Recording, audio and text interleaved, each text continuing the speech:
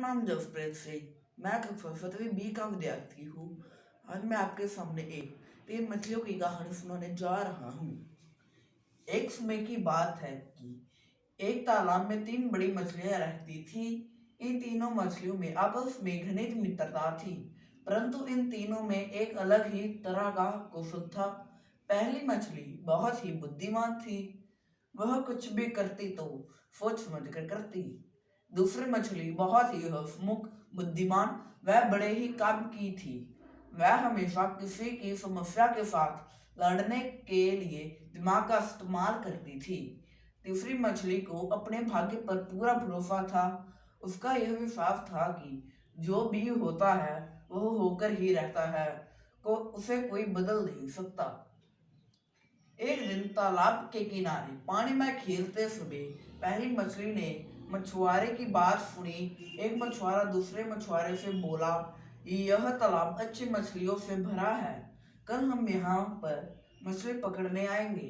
यह बात सुनकर मछली अपने मित्रों के पास पहुंची और सब कुछ बताया जो उसने मछुआरे को आपस में बात करते हुए सुना।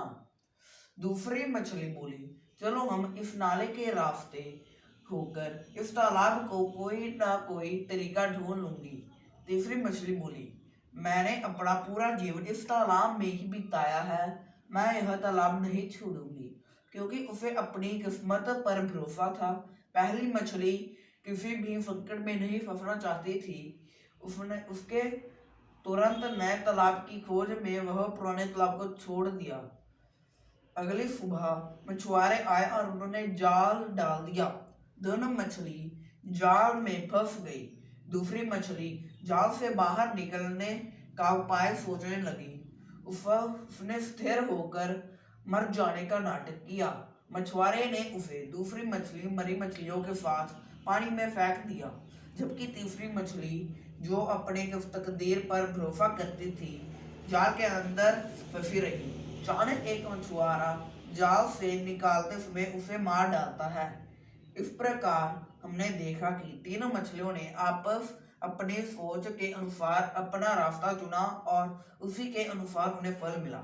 शिक्षा, जो जैसा सोचता है वो वैसा ही होता है। Thank you.